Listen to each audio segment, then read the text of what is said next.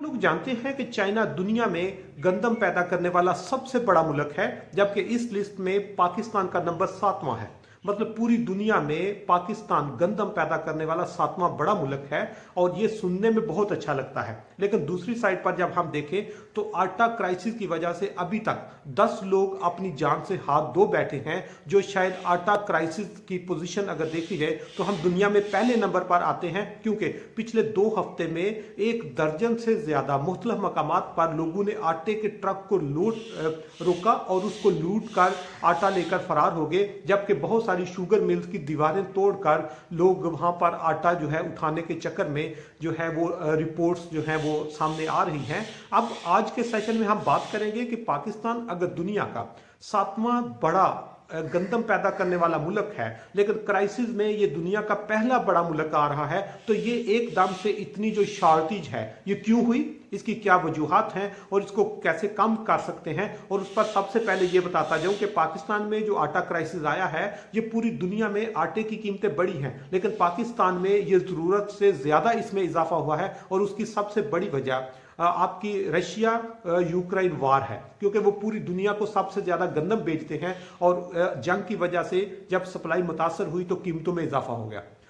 दूसरे नंबर पर पाकिस्तान में जब फ्लड्स आए तो फ्लड्स की वजह से उन एरियाज में गंदम की काश्त नहीं हो सकी, जिसकी वजह से गंदम की कीमतों में इजाफा हो गया। ये 2 चीजें ऐसी हैं जो हमारे कंट्रोल में नहीं है। लेकिन पाकिस्तान में जो गंदम में बेतहाशा इजाफा या आटे की कीमतों में बेतहाशा इजाफे के साथ लोगों की पहुंच से दूर हुई है, उसकी एक बहुत बड़ी वजह पाकिस्तान में गंदम की स्मगलिंग है। गैर कानूनी तरीके से पाकिस्तान से गंदम पाकिस्तान के हमसाय ममालिक में स्मगल हो जाती है। दूसरे नंबर पर पाकिस्तान में जो गंदम का सिस्टम मैनेज करने का जो सिस्टम है वो हमारे से मैनेज नहीं हो पा रहा, हमारी मिसमैनेजमेंट इसमें दूसरा बड़ा मसला है। तीसरे नंबर पर हमारी करप्शन जो है वो इसमें आ जाती है और चौथे नंबर पर गंदम को या लोगों को बुनियादी जरूरियात देना गवर्नमेंट की प्रायोरिटी में शामिल नहीं होता, इसलिए इसको मैनेज करने के लिए वो बहुत ज्यादा सीरियस नहीं होते। अब अगर पाकिस्तान की सिचुएशन देखें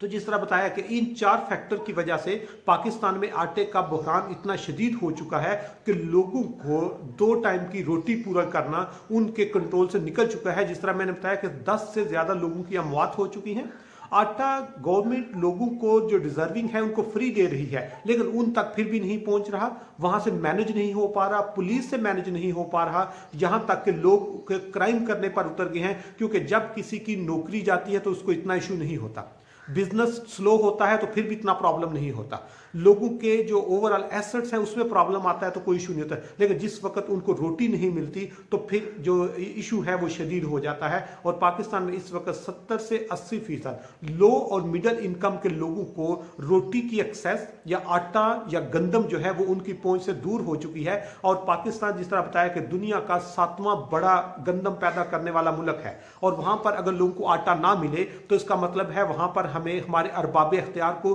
बैठ के सोचना होगा कि हमने किस तरह अपने लोगों को बुनियादी जरूरियात जो हैं वो उनके डोर स्टेप पे प्रोवाइड करनी है। और अगर इस चीज को हम देखें तो पाकिस्तान में जो आटे का क्राइसिस है, जिस तरह बताया, ये मिसमैनेजमेंट है, ये करप्शन है, ये इलीगल जो एक्टिविटीज हैं वो हैं, ये स्मगलिंग है। इसको ओवरकम करने के लिए स्टेट ने अपने इंस्टीट्यूशन को प्रेफर करना होगा, उनको प्रायोरिटाइज करना होगा। और आखिर में सिर्फ ये बताता जाऊं कि पाकिस्तान में अगर गंदम लोगों की एक्सेस में या सस्ता आटा देना है तो उसके लिए पाकिस्तान जो गंदम की पैदावार कर रहा है, 7वां बड़ा मुल्क है, हम इससे डबल गंदम पैदा करने की कैपेसिटी रखते हैं, लेकिन उसके लिए हुकूमत को एग्रीकल्चर को प्रायोरिटी में शामिल करना होगा। हमारा जो फार्मर जब ये गंदम की काश्त शुरू करता है तो इसको बीज नहीं मिलता, बीज की शॉर्टेज हो जाती है। नंबर पर जब इसको खाद चाहिए होती है तो खाद की शॉर्टेज हो जाती है, वो उसको महंगी मिलती है।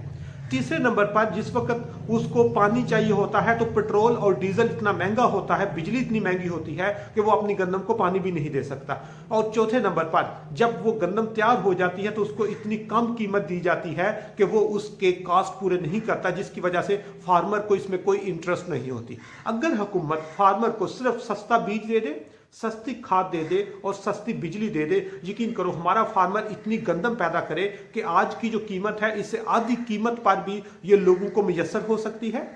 इससे फार्मर की वेलबींग हो सकती है। पाकिस्तान में कम से कम जब लोगों को आटा मिलता है ना, रोटी मिलती है, बाकी मसाइल हूं तो वो एडजस्ट कर सकता है, लेकिन रोटी के बगैर गुजारा पॉसिबल नहीं है। इसलिए हुकूमत को आटे को, रोटी को और गंदम को अपनी प्रायोरिटी में शामिल रख के इसके लिए लोगों को फैसिलिटेट करना होगा। जिस तरह मैंने बताया कि पाकिस्तान का प्रोडक्शन या हमारी जो